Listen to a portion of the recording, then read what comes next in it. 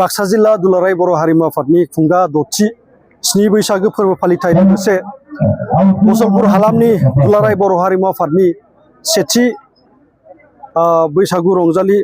फालिथाय फोरबोआ दिनै बाथौफुरि थानसालिनि बे फोथाराव फुंनिफ्रायनो गोगोम हाबाफारि लानानै खुंनाय जादों। गिबियावनो जोंहा दिनै फुंनिफ्राय दङमोन मा गिबि दरखं बेखेवनाय, बिनि उनाव दंमोन सायनासालि बेखेवनाय, बिनि उनाव दंमोन गौथुमारि फिरफिला बिरहोनाय, बिनि उनाव दङमोन रंजालि बैसागो फोरबोनि फिरफिला बिरहोनाय, बिनि उनाव दङमोन गोथैसि बावनाय, बिनि उनावनो जोंनि मोनसे मैखोम हाबाफारि बेयो जाहैबाय बोर बिहो। बेवहाय जोङो बे ओनसोलनि बे हालामनि बैसोगोरा मानसिफोरखौ जोङो लिंबोनानै बिथांमोनखौ जोङो खुलुमनानै बिथांमोनखौ जोङो मान बावो आरो लोगोसेनो बिथांमोननिफ्राय जोङो उन्दैफ्रा खुलुमनानै बोर लायोबो आरो बे लेखायैनो बे हाबाफारिखौ बोर बिहो हाबाफारि लानाय जादों। बिनि उनाव दंफां फुलि गायनाय हाबाफारिबो दङमोन। बेनि उनावहाय जोंनि बे बैसागु रंजानाय आरो बैसागु खुंग्रि मोसानाय बादायलायनाय हाबाफारि बे हाबाफारि दङमोन। बिनि उनावहाय जोंनि जोबथि हाबाफारि हिसाबै दङ मा गेवलां बैसागो रंजाथाइ आरो बान्था राननाय, बेबायदि हाबाफारि दङ। बेबायदिनो जोङो बोसोरफ्रोमबो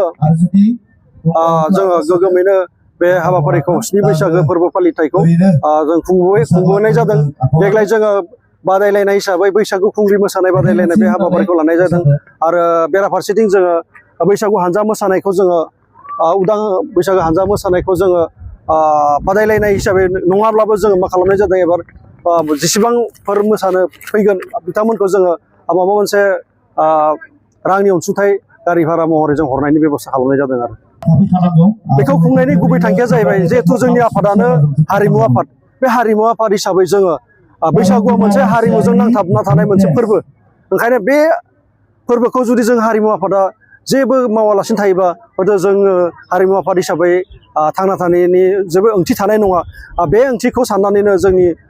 दिनैनि बाक्सा जिल्ला दुलाराय बर' हारिमु आफादा बोसोरबा सिगाङावनो बेखौ बर'मा हालामनि सिङाव दरबार हलाव जों मोनसे मावफुं मेल जादोंमोन आरो बे मावफुं मेलावनो जोङो माखासे सावरायलायनायनि गेजेरजों जोङो बाक्सा जिल्ला हारिमु आफाद हिसाबै मोनसे बैसागुआव जोङो मोनसे गोगोमैनो बैसागु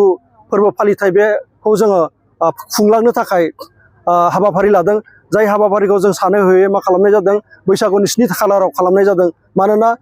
गुबुनारिफ्रा जेरैबायदि खात बिहु जायो थिग बेबायदिनो जोङो बे खात बिहुनि गेजेरजों 7 बैसागोनि गेजेरावनो माबे सानखौ जोङो लायोब्ला मोजां जागोन बेखौ सानै जोङो 7 बैसागोनि लास्ट खालि बे सानखौ थि खालामनाय जादों। जिहेथु मानसिफ्रा गोजानाव साख्रि मावनाय बबेबा